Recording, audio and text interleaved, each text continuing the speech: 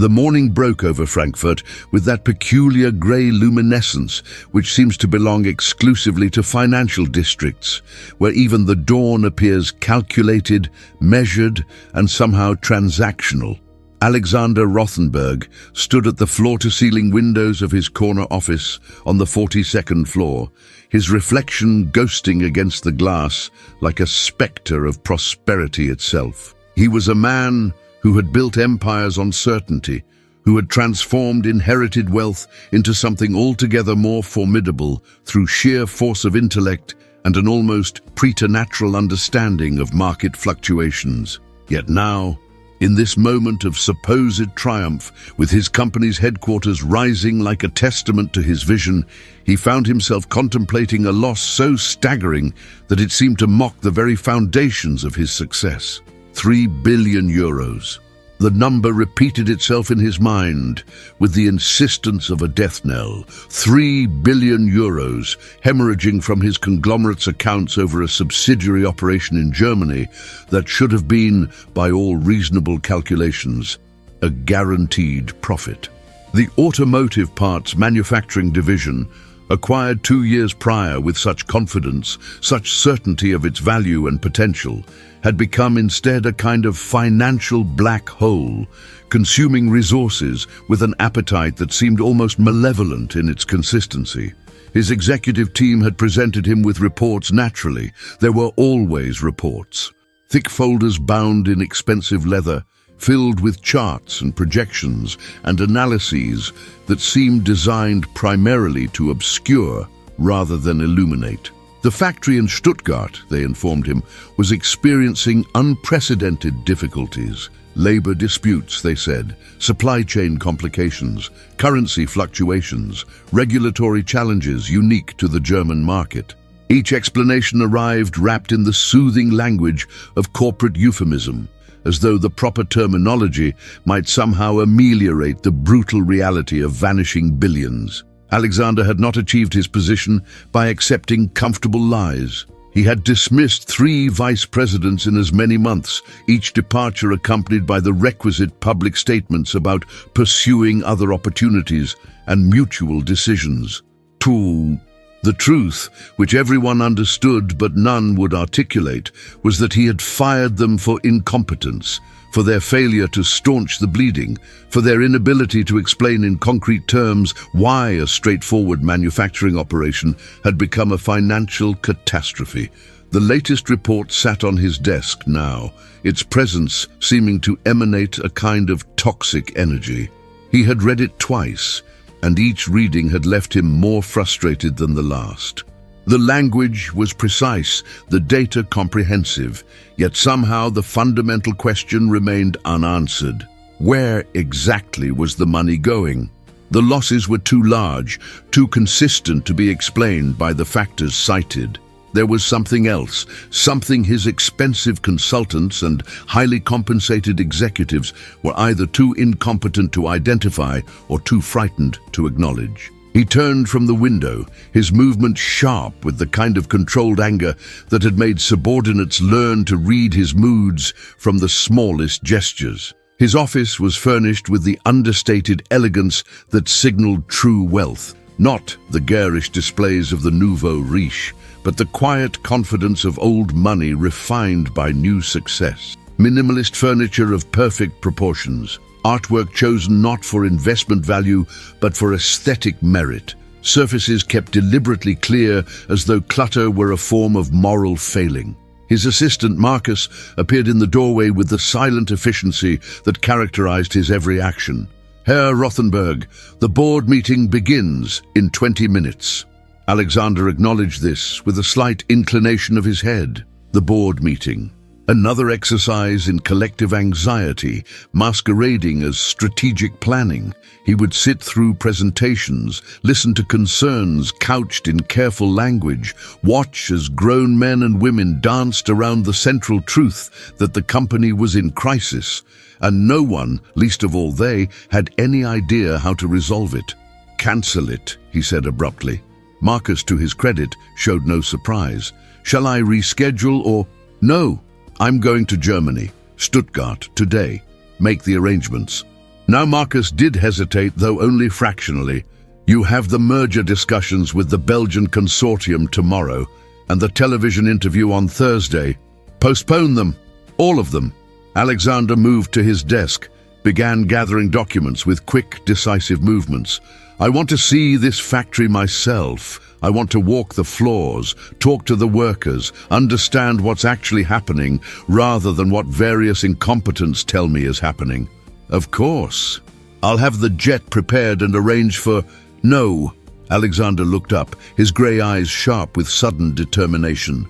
No private jet, no security detail, no advance warning to the factory management. I'll fly commercial. I'll arrive unannounced. I want to see the operation as it actually is, not as it would present itself for my inspection. Marcus's expression suggested he found this plan somewhere between eccentric and potentially dangerous, but he was far too professional to voice such concerns. As you wish, Herr Rothenberg. Shall I book you at the Stuttgart Grand Hotel? No. Somewhere smaller, anonymous, not under my name. He paused, considering. Book it under Schmidt, Hans Schmidt. Something so ordinary, no one will look twice at it. Within 3 hours, Alexander found himself in the business class cabin of a commercial Lufthansa flight, an experience so foreign to his usual mode of travel that it might have been amusing under different circumstances. Around him, ordinary travelers occupied themselves with laptops and magazines and the peculiar mixture of boredom and mild anxiety that seemed endemic to air travel. No one recognized him, or if they did, they gave no sign. In his casual clothes, expensive certainly, but deliberately understated, he was just another businessman among many, anonymous in that particular way that only truly significant wealth can achieve when it chooses not to announce itself. He had brought only carry-on luggage, a single leather bag containing 3 days' worth of clothes, and the essential documents related to the Stuttgart operation. The reports he had studied so many times that he could recite their contents from memory, though such recitation brought him no closer to understanding. Numbers that should have balanced, but didn't. Expenses that seemed reasonable individually, but accumulated into something inexplicable. A pattern that suggested not mere inefficiency, but something more deliberate, though what exactly remained maddeningly unclear. The flight attendant offered him champagne, which he declined in favor of mineral water.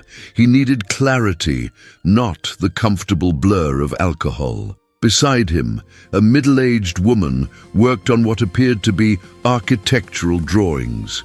Her concentration absolute. Across the aisle, a young man typed rapidly on his phone, his thumbs moving with the practiced efficiency of his generation. Normal people living normal lives, untouched by the kind of crisis that consumed Alexander's thoughts. When the plane touched down in Stuttgart, the autumn afternoon had given way to early evening. The airport was modern, efficient, thoroughly German in its organization and cleanliness. Alexander collected his bag and made his way to the taxi stand, declining the offer of a private car service. The taxi driver, a Turkish man in his 50s who introduced himself as Mehmet, showed no particular interest in his passenger beyond the professional courtesy required by his trade. "Where to?" he asked in German, his accent carrying the musical inflections of his native language. Alexander gave the address of the hotel Marcus had booked, a small establishment in the city center. The kind of place that catered to traveling salesmen and minor functionaries rather than corporate executives. The drive took them through Stuttgart streets, past the Mercedes-Benz Museum, gleaming in the evening light, through neighborhoods where old and new architecture coexisted in that particularly German fashion, neither dominating but somehow achieving a kind of functional harmony. The hotel was exactly as Alexander had expected, clean, modest, utterly forgettable. The clerk at the desk checked him in without ceremony, handing over a key card and providing directions to his room on the 3rd floor. The room itself was small but adequate, furnished with the kind of practical simplicity that prioritized function over form. A bed, a desk, a small bathroom with efficient fixtures. Through the window, he could see the street below, where ordinary people went about their ordinary evening activities, unaware that one of Europe's wealthiest men stood observing them from behind plain curtains. He unpacked his single bag, hung up his clothes with the automatic precision of long habit, and sat at the small desk to review his materials once more. But his mind wandered, drawn by a restlessness that was uncharacteristic of his usually focused nature. He was accustomed to solving problems through analysis, through the application of intellect and experience to complex situations. Yet this problem seemed to resist such approaches, remaining stubbornly opaque despite all his efforts. By 9 o'clock, Alexander realized he had been staring at the same spreadsheet for 20 minutes without actually seeing it.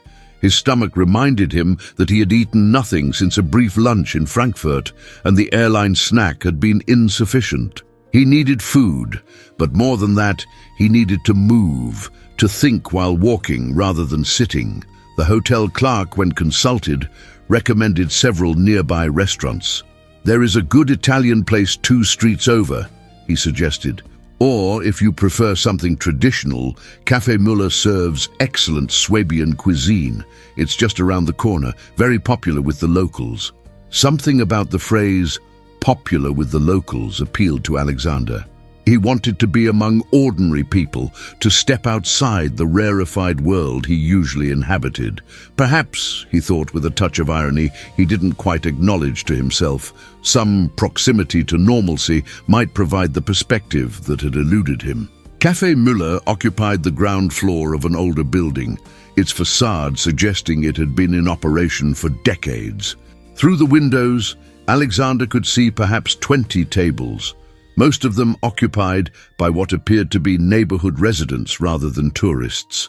The interior was warm and slightly worn, possessing that comfortable shabbiness that comes from years of steady use rather than neglect. Dark wood paneling, checkered tablecloths, photographs on the walls showing Stuttgart in various historical periods. A woman in her 60s, grey hair pulled back in a practical bun, greeted him at the door. "Good evening. Table for one?" He nodded, and she led him to a small table near the back, away from the door and the evening chill that accompanied each new arrival. The menu she provided was handwritten, the kind of limited selection that suggested fresh ingredients and daily preparation, rather than the extensive offerings of larger establishments. Alexander was studying the menu with the same concentration he might apply to a quarterly earnings report, when a voice interrupted his analysis of whether to order the Maultaschen or the Spätzle. "Good evening. Would you like something to drink while you decide?" He looked up and found himself facing a young woman whose appearance struck him with unexpected force. Not beautiful in the conventional sense that dominated magazine covers and corporate events, but possessing something more compelling, an intensity of presence that seemed at odds with her humble station. She was perhaps 26 or 27, slender without being fragile, with dark hair pulled back in a simple ponytail and eyes of such deep brown they appeared almost black in the cafe's warm lighting.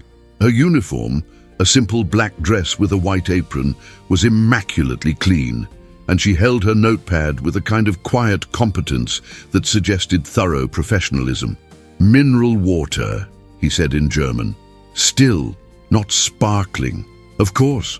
Her voice was clear, educated. There was something in her diction that suggested she had not always been a waitress, or perhaps had ambitions beyond this cafe. "Are you ready to order, or would you like a few more minutes?" "The Maultaschen," he decided, "and the house salad to start." She wrote this down with neat, precise handwriting. He noticed such details, always had, and then surprised him by asking, "Is this your first time at Café Müller?" It was not the standard script of service industry small talk. There was genuine curiosity in her question, a directness that seemed almost American in its lack of German formality. "Yes," he answered. "I'm visiting Stuttgart on business. Then I hope the Maultaschen lives up to your expectations. Frau Müller makes them herself every morning. They're the best in this neighborhood, possibly in all of Stuttgart, though I may be biased." A slight smile accompanied this statement, transforming her serious face into something warmer, more approachable. She left to place his order, and Alexander found himself watching her move between tables with fluid efficiency.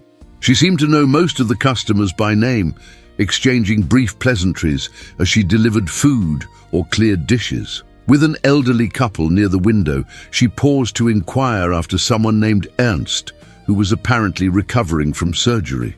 At another table, she teased a middle-aged man about ordering the same meal he always ordered, suggesting with mock seriousness that perhaps he should be adventurous for once.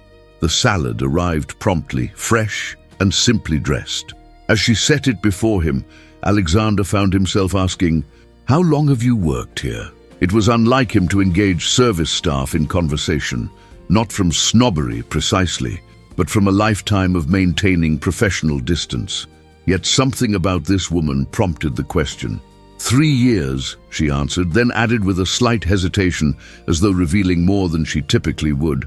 "I'm actually finishing my degree at the university, business administration. This job helps pay the tuition, business administration." The irony was not lost on Alexander. Here he was, a man who had built a business empire worth billions, being served by a woman studying the very principles he embodied. And yet he was the one losing money at a rate that defied explanation, while she, presumably, managed her modest finances with competence. "Which university?" he asked, genuinely curious now. "Stuttgart. I'm specializing in operations management and logistics." Oh, there was pride in her voice, carefully modulated but unmistakable. "I know it's not Harvard or London Business School, but the program is quite strong, and the professors have real industry experience." "Operations management," Alexander repeated, something stirring in his mind. "That must give you interesting perspective on how businesses actually function versus how they're supposed to function in theory." Her eyes sharpened with intelligence. "You have no idea. We spent an entire semester studying supply chain optimization, and I kept thinking about how the textbook scenarios never account for the human factors, the ways people actually behave versus how rational models assume they'll behave. Theory is elegant, but reality is messy." Before Alexander could respond, another customer signaled for her attention, and she excused herself with an apologetic smile. He ate his salad slowly, thinking about her words. Theory versus reality. Elegant models versus messy human behavior. It was precisely this disconnect that had characterized every report he'd received about the Stuttgart factory. The numbers suggested one thing, but something else was clearly happening in reality. The Maultaschen, when they arrived, were indeed excellent. Traditional Swabian dumplings filled with meat and spinach, served in a rich broth that suggested hours of careful preparation. He ate mechanically, his mind elsewhere, until the waitress returned to check on his meal. "Satisfactory?" she asked, with a slight smile that suggested she already knew the answer. "More than satisfactory. You were right about Frau Müller's cooking." He paused, then made a decision that would have surprised anyone who knew him well. "I wonder if you might spare a few minutes to talk about your studies, about operations management. I have some questions if you're not too busy." She glanced around the cafe, assessing her other tables with practiced efficiency. The evening rush had passed, and most customers were lingering over coffee or dessert. "I have a short break in 10 minutes, she said slowly, clearly weighing whether this was appropriate. "I suppose I could sit for a moment if you really want to discuss supply chain theory over Maultaschen."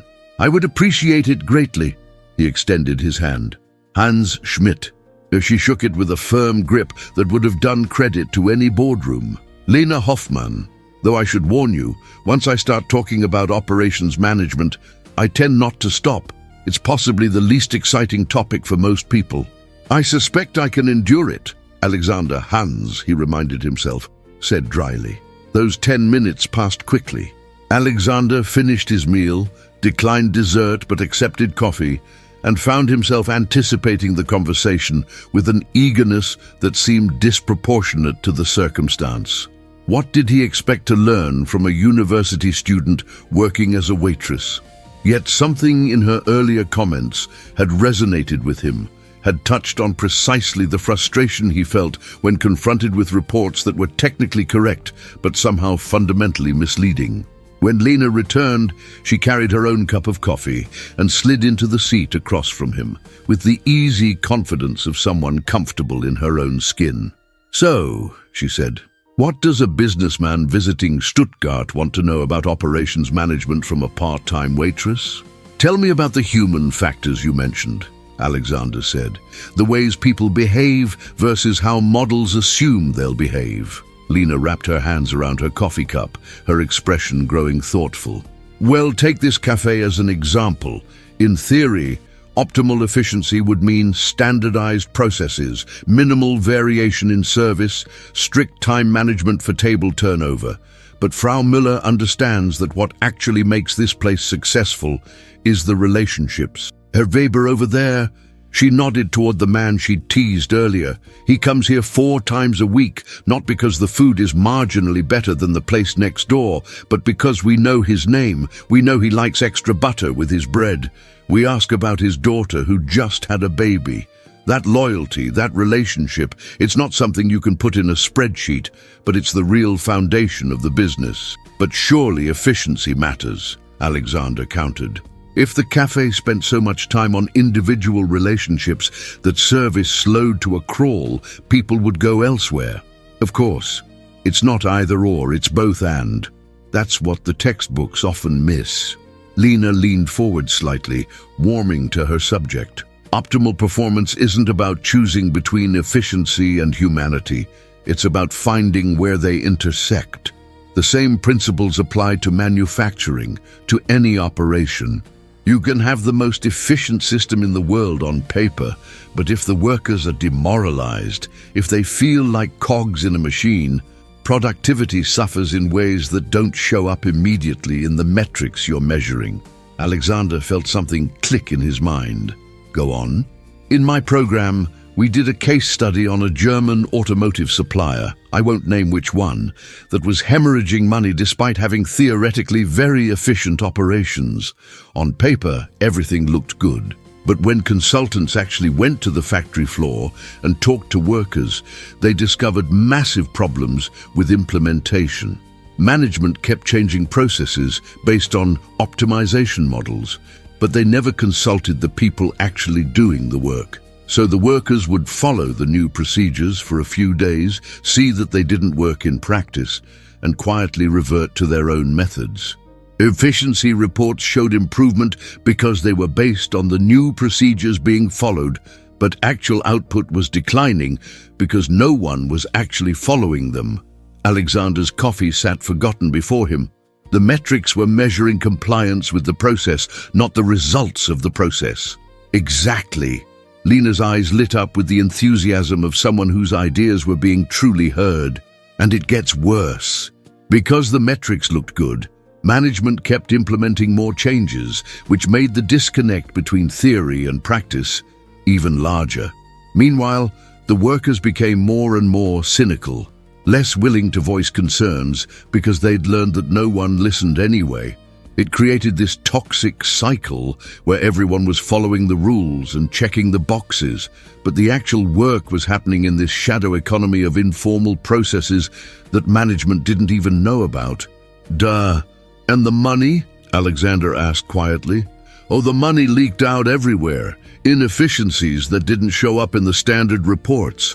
Rework that got hidden in other budget categories. Equipment that broke down more frequently because it wasn't being used the way it was designed to be used, but no one wanted to admit that to management.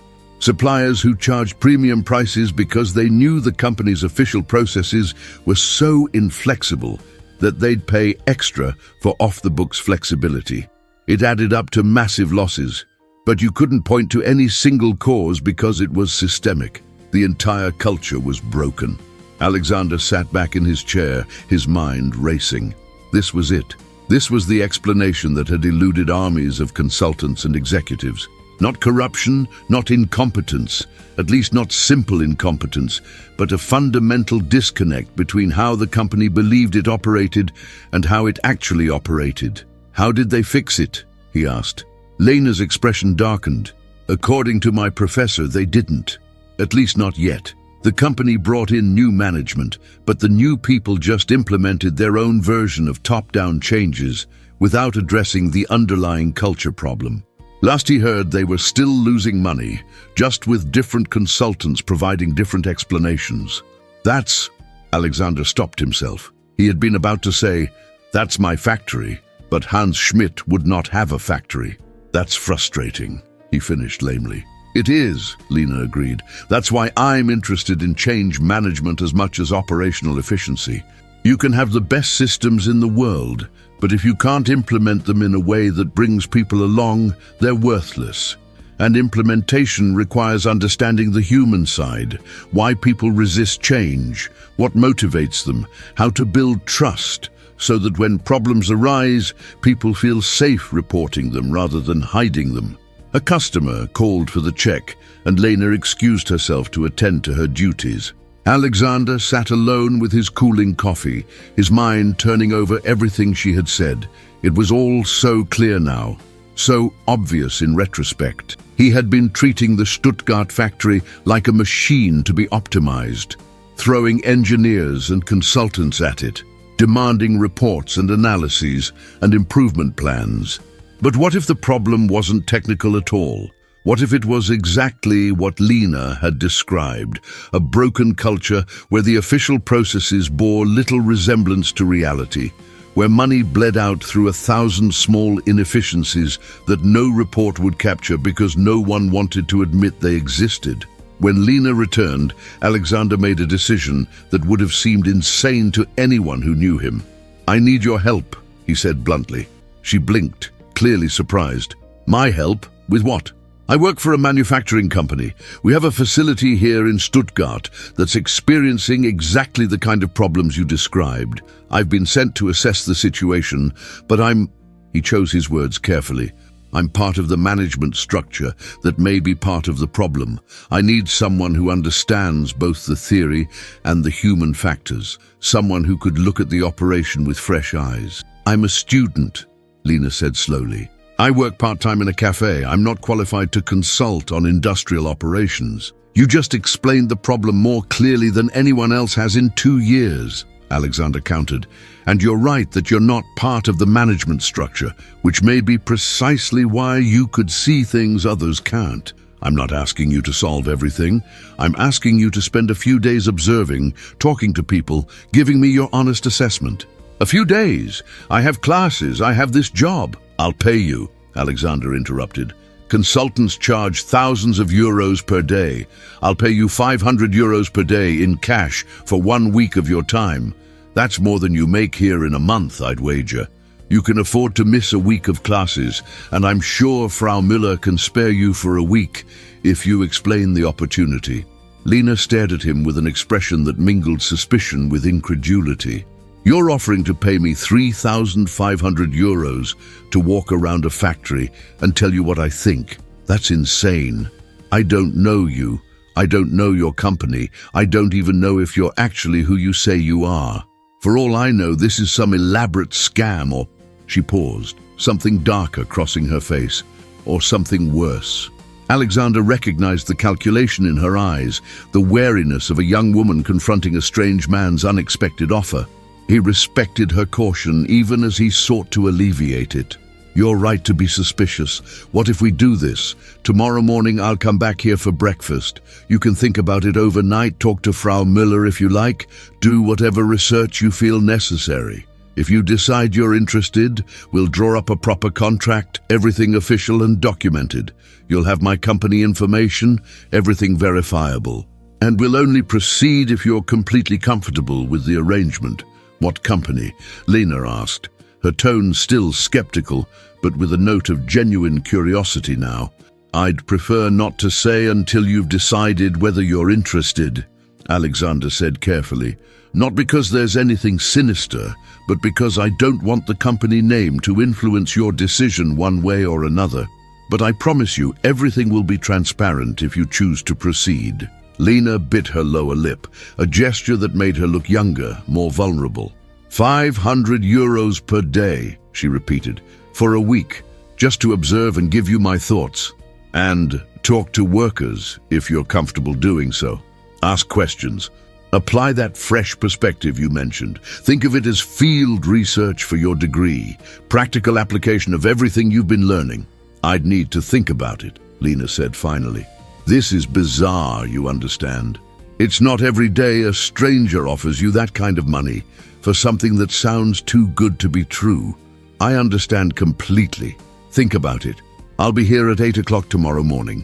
Alexander signaled for his check, which Lena brought with professional efficiency. He paid in cash, including a generous but not excessive tip. Too much would have seemed like manipulation. As he prepared to leave, he added, "For what it's worth, I genuinely believe you could help solve a problem that's been intractable for everyone else. Sometimes the outsider's perspective is the most valuable one." Walking back to his hotel through Stuttgart's quiet evening streets, Alexander felt a strange mixture of excitement and trepidation.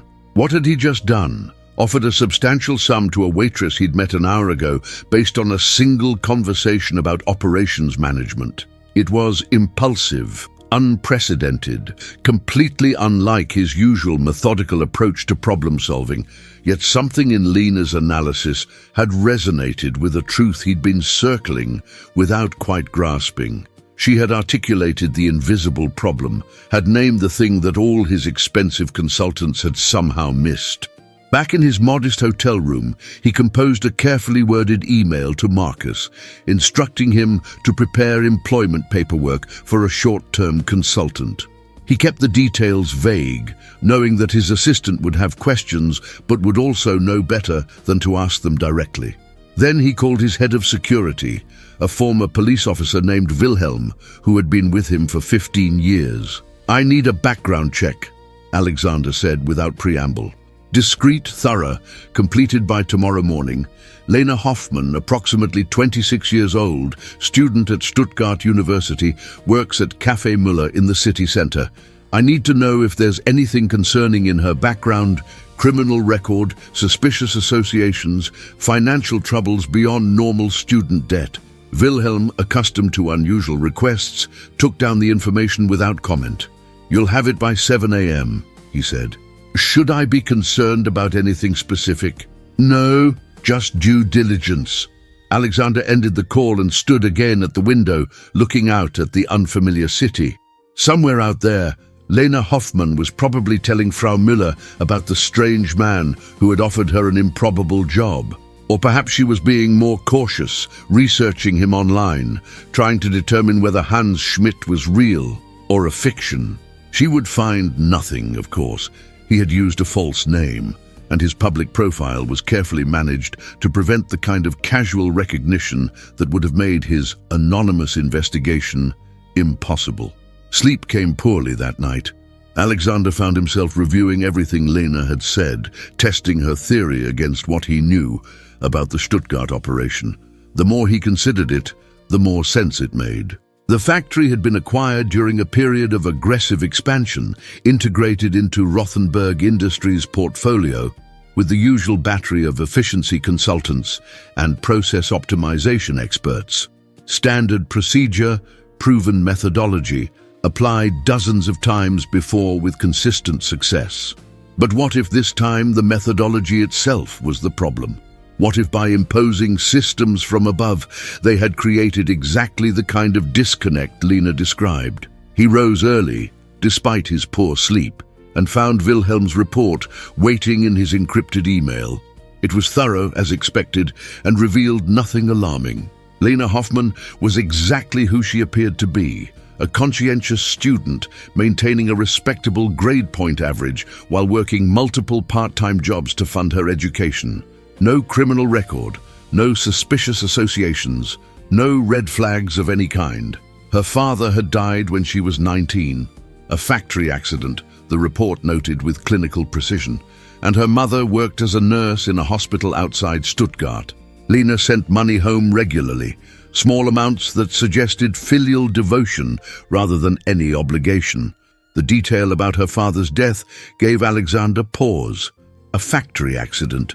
She had grown up understanding industrial work not as an abstraction, but as the environment that had shaped and ultimately taken her father's life. No wonder she spoke about operations management with such intensity, such insistence on the human factors. For her, those factors were not theoretical, they were personal. At precisely 8 o'clock, Alexander entered Café Müller to find Lena already there, speaking with Frau Müller behind the counter. Both women looked up as he entered, and he saw that Lena's expression was guarded but no longer suspicious. She had made her decision then, though he couldn't yet read which way it had gone. "Herr Schmidt," Lena said, the formality suggesting Frau Müller's presence. "Would you like your usual table?" "Please," Alexander said, matching her formal tone. She led him to the same table as the previous evening, but this time she sat down across from him without asking permission. Frau Müller brought coffee, 2 cups, and then discreetly withdrew, though not before giving Lena a look that conveyed volumes of maternal concern. "I talked to Frau Müller," Lena began without preamble. "She thinks I'm crazy to even consider your offer. She also thinks you're probably legitimate because apparently she has some instinct about people, though I'm not sure I share her confidence. I also tried to research your company, but you won't tell me which company it is, so that was unproductive." "All reasonable concerns," Alexander acknowledged. "I have conditions," Lena continued. "First, I want everything in writing. Contract, payment terms, scope of work, everything. Second, I want to know the company name before I sign anything, and I reserve the right to walk away if it's a company I have ethical objections to working with. Third, all meetings will be in public places or at the factory itself, never in private residences or hotels. Fourth, I want payment daily, not at the end of the week. And fifth," she paused, her jaw set with determination, "I want you to understand that I will be completely honest in my assessment, even if it means telling you things you don't want to hear. If you're looking for someone to validate decisions you've already made, I'm not interested." Alexander felt something like admiration. She had thought this through carefully, had established boundaries that protected her without being paranoid. "All of your conditions are acceptable," he said. "In fact, I appreciate them. They suggest exactly the kind of clear thinking I need." He reached into his jacket and withdrew a folder Marcus had couriered to his hotel that morning. "Here's the contract, prepared by my company's legal department. You'll see the company name there, and you're welcome to take it to a lawyer for review if you wish, though that might take time you don't have." Lena took the folder and opened it, her eyes scanning the first page. He watched as her expression changed, moving from professional assessment to shock. "Rothenberg Industries," she read aloud. "You work for Rothenberg Industries." Her eyes snapped up to meet his. "You're not just some middle manager sent to assess a facility. Who are you really?" "Read the signature line," Alexander said quietly. She flipped to the last page and he saw the exact moment she understood. Her face went pale, then flushed. "Alexander Rothenberg," she whispered.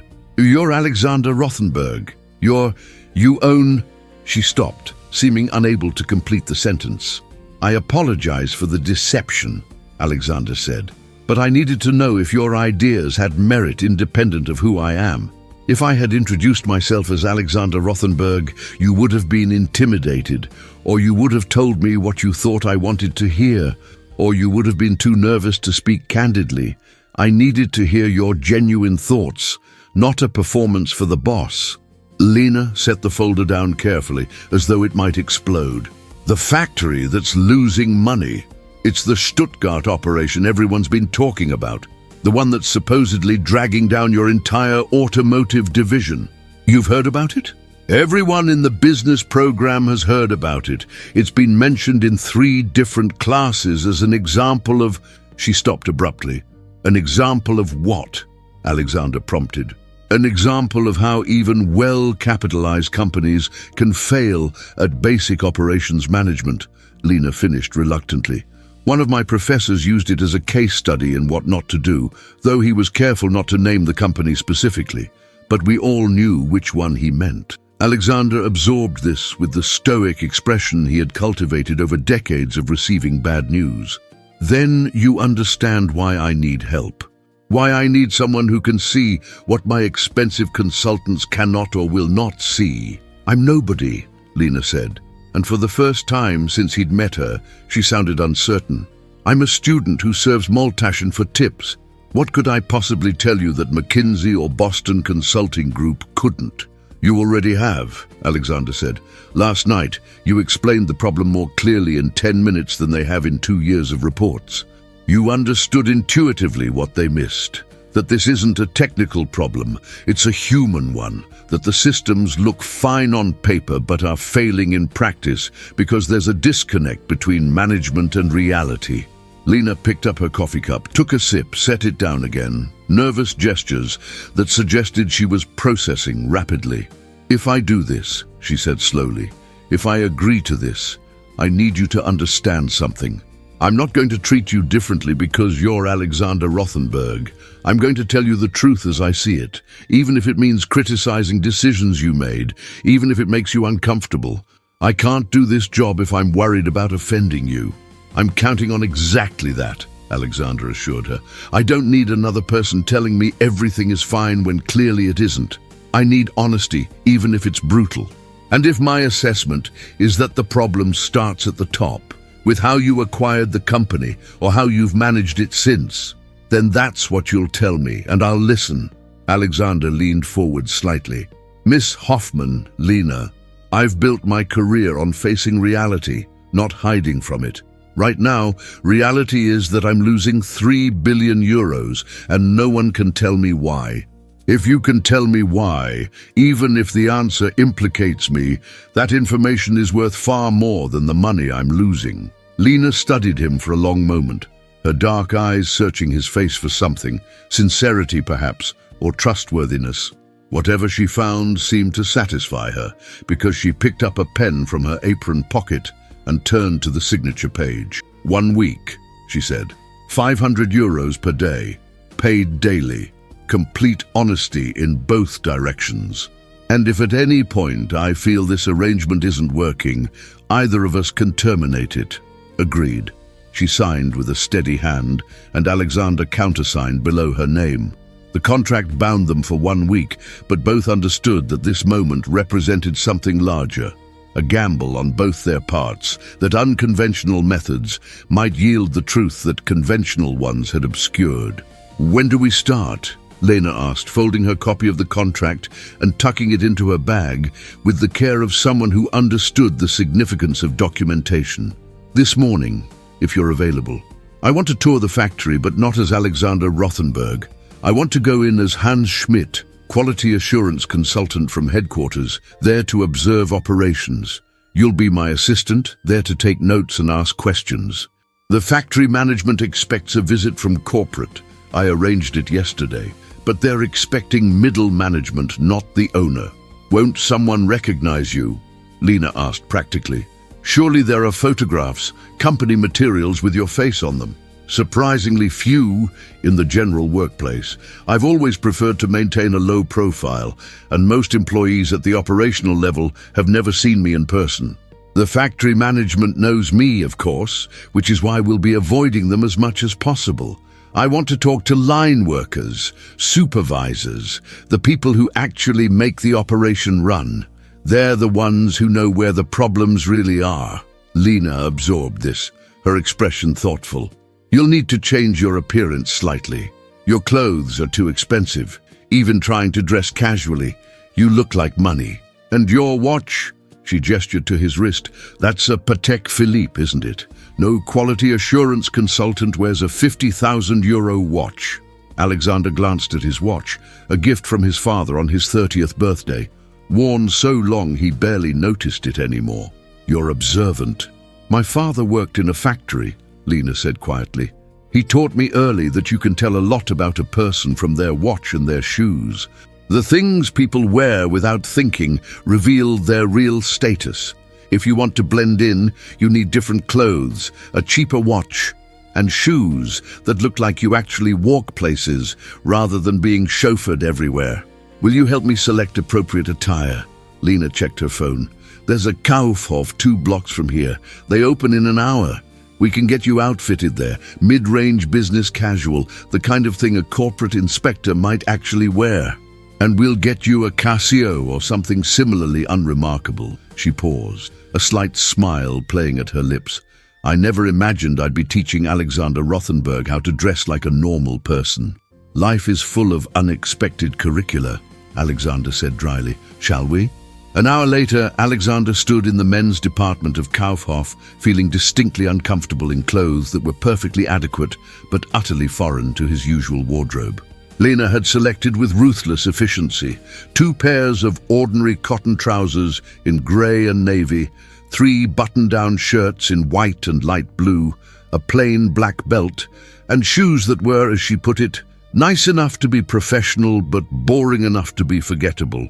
She had also insisted he purchase a plain black messenger bag to replace his Italian leather briefcase and a simple Casio watch with a black rubber strap. "The watch is the hardest part," she explained as they left the store with their purchases.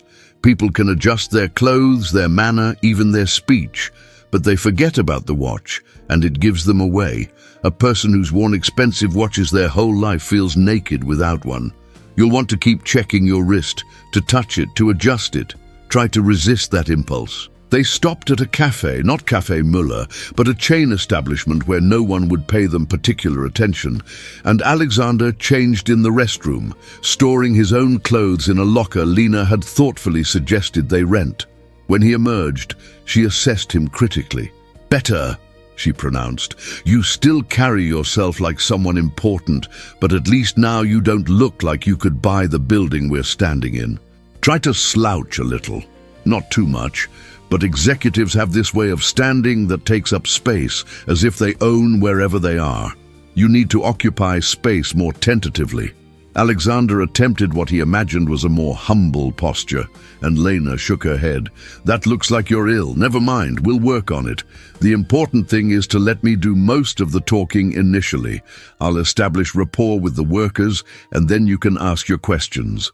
They'll be more open with someone who seems like them than with someone who seems like management, even if they don't consciously recognize the difference."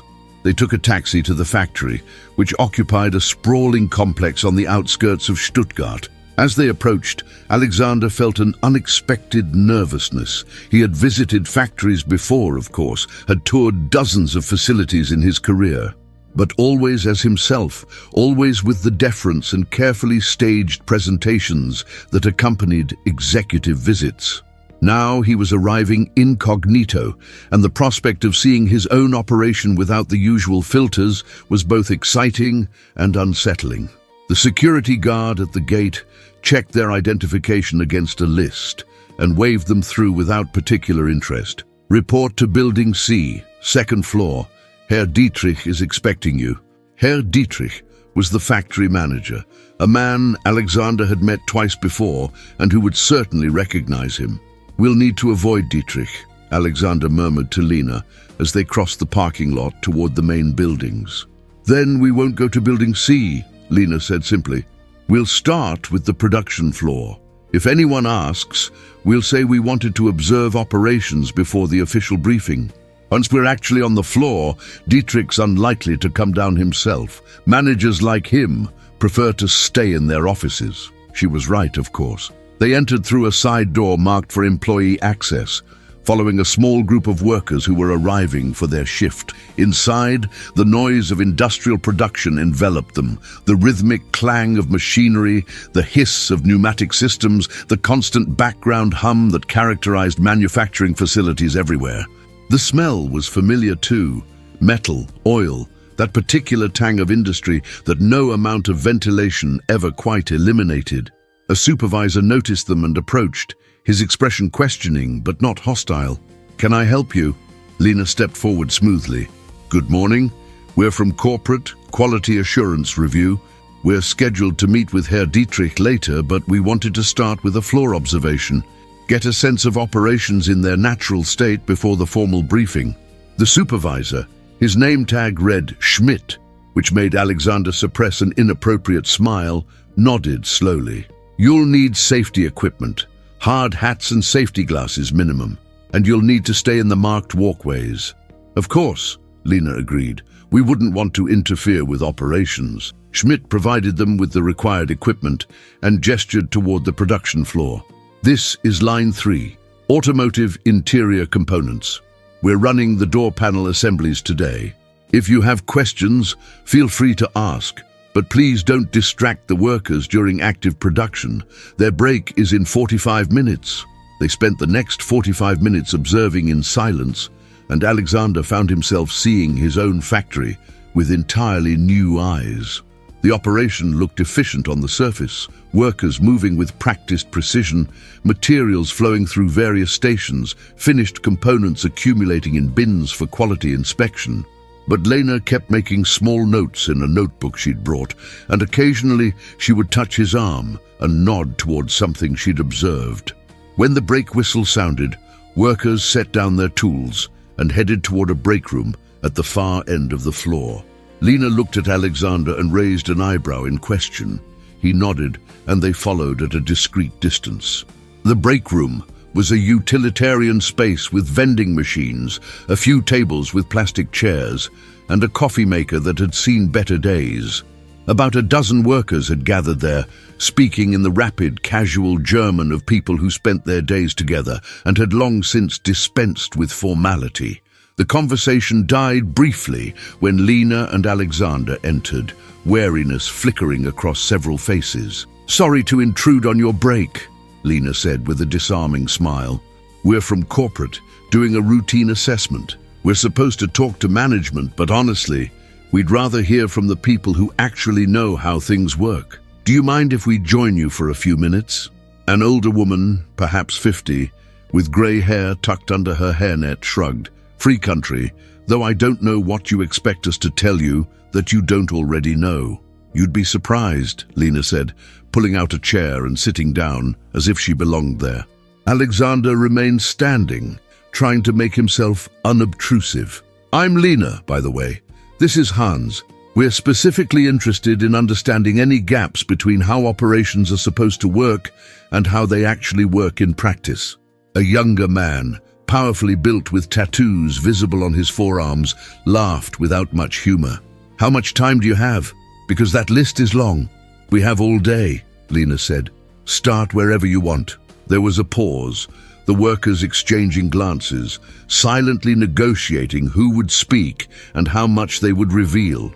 Finally, the older woman, her name tag read Katerina, set down her coffee cup and said, "The new inventory system. You want to know about problems? Start there." "Tell us about it," Lena encouraged. Katerina launched into an explanation that quickly grew technical. The company had implemented a new just-in-time inventory system 6 months earlier, designed to reduce waste and improve efficiency. On paper, it was elegant. Materials arrived precisely when needed, reducing storage costs and minimizing the capital tied up in inventory. In practice, it was a disaster. The system assumed perfect coordination between suppliers, shipping companies, and production schedules. But reality was messy. Shipments arrived late or early or with the wrong quantities. When materials weren't available, production stopped, but the workers were still there, still being paid, standing idle. "We could usually predict what we needed," explained the tattooed young man, who introduced himself as Marcus.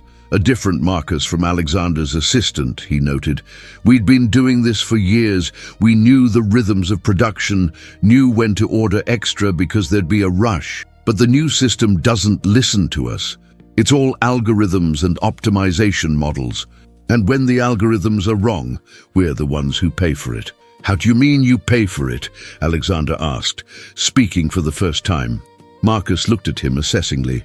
"You ever stood around for 4 hours waiting for parts that should have arrived yesterday? Not allowed to leave because production might start again any minute. Not allowed to work on something else because that would mess up the tracking system, just standing there? It's soul-crushing. We're skilled workers. We take pride in what we do, and the system treats us like we're interchangeable parts that can be switched on and off." Another worker, an older man with a limp that suggested old injury, added, "And when the parts finally do arrive, We're expected to make up for lost time, rush the work, skip steps we'd normally take to ensure quality, because the system says we're behind schedule, and management only looks at the system. Boom. Do you report these problems? Lena asked, her pen moving across her notebook. The workers exchanged looks again, and Katerina laughed bitterly. We used to. First few weeks we filed reports every day, explained what wasn't working, suggested fixes. You know what happened? Nothing. Or worse than nothing, we got reprimanded for not adapting to the new system, got told we were resistant to change, that we needed to trust the process. After a while, you stop reporting. What's the point? So, how do you actually get the work done? This was the crucial question, and Alexander held his breath waiting for the answer. Katerina looked around at her colleagues as if seeking permission, then leaned forward conspiratorially. We have our own system, the real system, not the one in the computer. We keep a hidden inventory, nothing major, just enough buffer stock to keep production moving when the official system fails. We store it in places management doesn't think to check. Old storage closets, unused corners of the warehouse. When a shipment is late, we use our reserves. Then when extra materials arrive, we divert some to rebuild the reserves. Alexander felt his chest tighten. This was it. This was where the money was going. Not theft in the traditional sense, not embezzlement, but an entire shadow economy operating beneath management's notice. How widespread is this? He asked carefully. Every line, Marcus said flatly. Every department.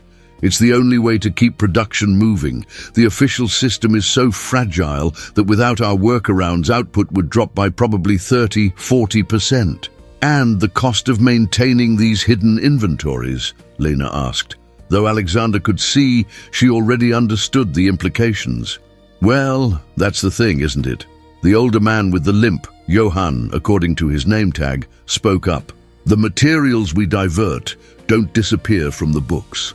They're marked as used in production, but they're actually sitting in storage. So when we do use them, we have to record using materials we don't actually have. It means the inventory tracking is completely fictional. What the system says we have bears no relation to what we actually have, which means purchasing is ordering based on false data, Lena said, and Alexander heard the note of dawning comprehension in her voice. Ordering materials you don't actually need, because the system thinks you've used materials you actually haven't used. Exactly, Katerina confirmed.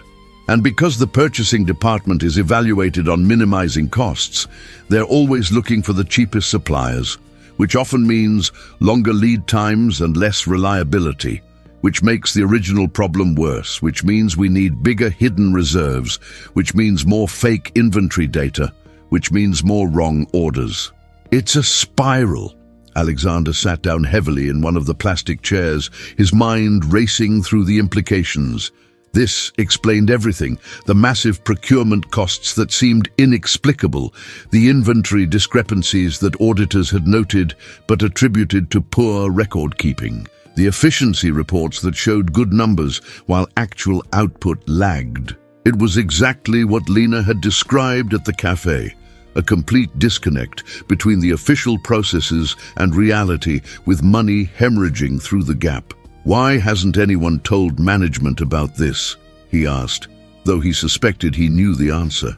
We tried, Johann said tiredly, in the beginning, but you have to understand, from management's perspective, we were just complaining workers who didn't want to adapt to a superior system. They brought in consultants who showed them projections and models proving the new system would work. They invested millions in the software and training. Admitting the workers were right would mean admitting they'd made a massive mistake. Easier to blame us for not implementing it correctly. And if you just refused to maintain the shadow system, Lena asked, let production collapse until management had to acknowledge the problem? Marcus laughed harshly. Then we'd be the ones blamed for the collapse. We'd be fired for sabotage, for deliberately undermining the company. The system would be defended, we'd be sacrificed, and probably the next batch of workers would just recreate our same workarounds, because that's the only way to make it function. They talked for another 30 minutes, the workers gradually opening up as they realized these corporate representatives were actually listening. The stories poured out, not just about inventory, but about quality control processes that looked rigorous on paper, but were routinely circumvented because they slowed production too much. About safety procedures that were meticulously documented, but imperfectly followed because the staffing levels weren't adequate to implement them properly. About maintenance schedules that were optimized by software, but ignored by the actual maintenance crew, who knew from experience when machines really needed service. It was a portrait of systemic dysfunction, and what struck Alexander most forcefully was that none of it was malicious. The workers weren't trying to sabotage the company or steal from it. They were trying to do their jobs well, despite a management structure that made that increasingly difficult. Their workarounds were born of pride and competence, not dishonesty, but the cumulative effect of thousands of small deceptions, necessary deceptions from their perspective, was billions in losses that no report could properly trace because the reports themselves were based on the fictional official processes rather than the messy reality. When the break ended and workers began filtering back to their stations, Katerina paused beside their table. "Will anything come of this?" she asked, her tone suggesting she expected nothing. "Or is this just another audit that will change nothing?" "Something will come of it," Alexander said, meeting her eyes. "I promise you that." She studied him for a moment, then nodded slowly. "You seem different from the usual corporate types. I hope you mean that." After she left, Alexander and Lena sat in silence for a long moment. Finally, Lena said quietly, "You've seen enough, haven't you? You understand the problem now." "Yes," Alexander said heavily. "Yes, I do." They left the factory without reporting to Herr Dietrich, Alexander sending a brief text to his assistant, instructing him to make excuses about an urgent matter requiring immediate attention. In the taxi back to the city, neither spoke much. Alexander was lost in thought, mentally recalculating everything he thought he knew about his own company, while Lena seemed to understand that he needed silence to process what they'd learned. Back at the hotel, Alexander retrieved his own clothes from the locker and changed, feeling strangely relieved to be himself again, even as he recognized the irony. Being himself was what had prevented him from seeing the truth in the first place. When he emerged, Lena was waiting in the lobby, her expression serious. "We should talk," she said, "about what comes next." They found a quiet corner of the hotel bar, nearly empty at this mid-afternoon hour. Alexander ordered whiskey, his first drink in days, and Lena requested tea. For a few moments they sat without speaking, and then Lena said, "You're going to fix this, aren't you? Actually fix it, not just impose new systems that create the same problems in different ways." "I'm going to try," Alexander said. "But I'll be honest, I don't know exactly how yet. This isn't a problem that can be solved with a memo or a new policy. The culture is broken. The trust is gone. How do you rebuild that?" "Slowly," Lena said, "carefully, by actually listening instead of assuming you know better, by involving the workers in designing the solutions instead of imposing solutions on them." She paused, stirring her tea absently. "You'll need to fire people. Herr Dietrich probably, and whoever implemented that inventory system without apparently ever talking to the people who would actually use it. Not as punishment, but because they're part of a system that's fundamentally broken and they're too invested in defending it to change." "I know," Alexander said. "What else?" "Bring in the workers as consultants. Katerina, Marcus, Johann, people who actually understand the operation. Pay them consulting fees on top of their regular wages. Make it clear their expertise is valued. Have them work with engineers and operations specialists to design new systems, but systems that account for reality instead of ignoring it. It will be slower than imposing solutions from above, and it will require admitting that you were wrong, which I suspect doesn't come naturally to you." Alexander smiled grimly. "You're right that it doesn't, but I'd rather be effective than proud." "Would you?" Lena challenged. Because that's easy to say when you're sitting here with me, having just discovered the problem. But when you're back in Frankfurt, surrounded by your executives and consultants who will tell you that the workers are wrong, that the systems are fine, that you just need to enforce compliance better, will you still be willing to listen to people like Katerina, or will you revert to type? The question stung because it was legitimate. How many times had he dismissed concerns because they came from subordinates who didn't have his perspective, his experience, his vision? I don't know, he admitted. I'd like to think I would stay committed to real solutions. But you're right that it's easier to see clearly when you're outside the normal structures. Once I'm back in them, the old patterns reassert themselves. Then don't go back, Lena said. Not yet. Stay here for the rest of the week. Keep observing. Keep learning. Talk to more workers. Visit more lines. Understand the full scope of what's broken. And when you do go back, bring specific, detailed knowledge that's harder to dismiss or rationalize away. Will you continue to help me? Alexander asked. We still have 6 days on our contract. Yes, Lena said, but I want to expand my role. Not just observing, but beginning to build relationships with the workers. If you're serious about involving them in solutions, someone needs to establish trust first. They're not going to trust you, not immediately, not after years of being ignored, but they might trust me, especially if I'm honest about who you are and what we're trying to do. You want to tell them I'm Alexander Rothenberg? Not yet, but soon. You can't fix this from a position of deception. Eventually, you'll need to stand in front of them as yourself and admit that you got things wrong, that you're committed to doing better. That will be uncomfortable and difficult, and they won't immediately believe you. But it's the only way forward. Alexander considered this, turning his whiskey glass in his hands. Everything Lena said was correct, and everything she recommended was contrary to his normal methods. He was accustomed to making decisions quickly, implementing them decisively, moving forward with confidence. What she was proposing required patience, humility, a willingness to cede control. It should have been unthinkable. Yet somehow, after this morning, it seemed like the only rational path. All right, he said finally. We'll do it your way. We'll spend the week here learning everything we can. You'll build relationships with the workers, and I'll observe and listen. And at the end of the week, I'll reveal who I am, and we'll begin the actual work of fixing this. But I want you to continue past this week. Not as a temporary consultant, but as... He paused, searching for the right title, as Director of Cultural Transformation, full-time position, proper salary, working directly with me to implement the changes we're discussing. Lena set down her teacup carefully. I haven't finished my degree. Finish it while you work. I'll arrange for flexible hours, and the practical experience will be more valuable than any textbook. You'll learn more in 6 months of this work than in 2 years of classes. Why me? Lena asked bluntly. You could hire experienced change management consultants, people with decades of experience.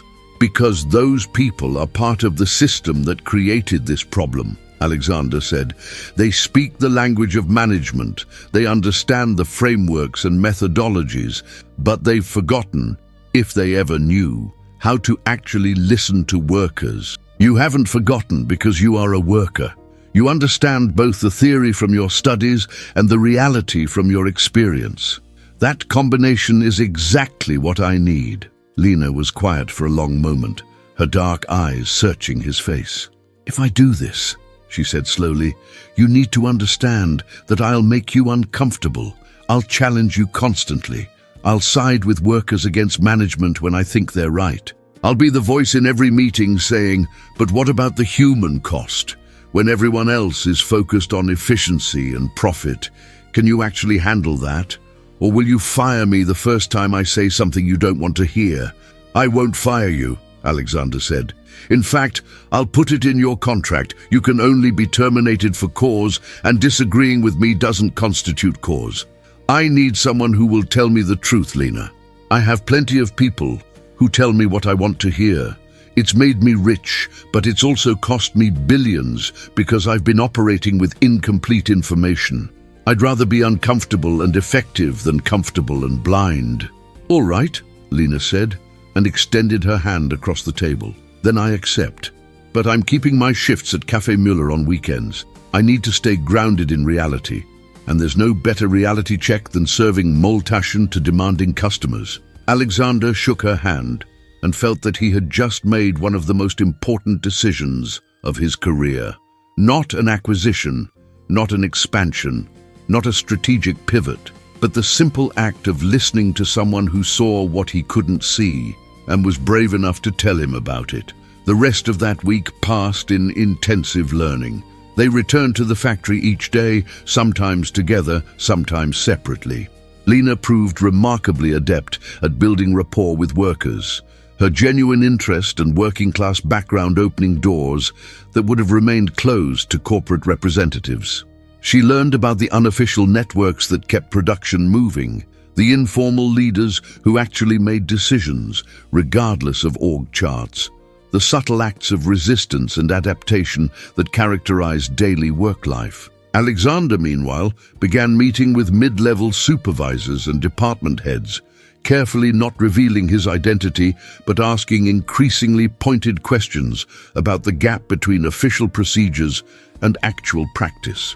He discovered that many of them knew about the problems but felt powerless to address them, caught between workers who told them one thing and upper management who demanded another. Some were complicit in the dysfunction, protecting their own positions by hiding problems from above.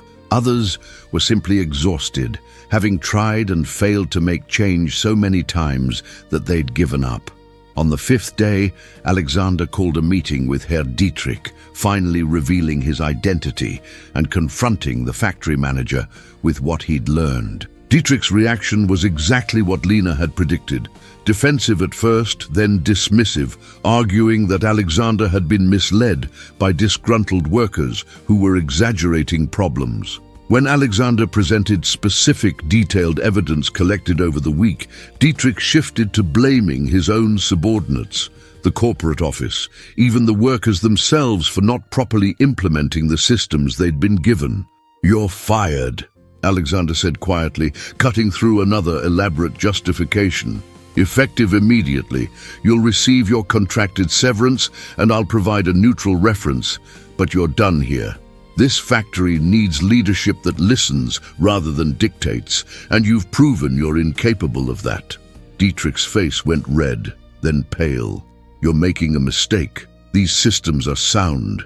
You're letting a bunch of line workers convince you otherwise, and they don't have the education or experience to understand the bigger picture."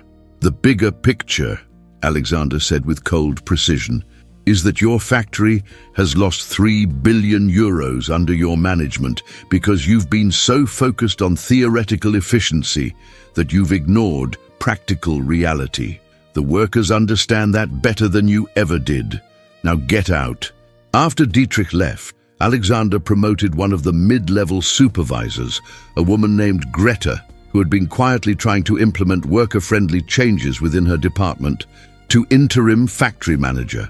Then he called an all-hands meeting for the following morning, where he would address every worker in the facility and begin the difficult process of rebuilding trust.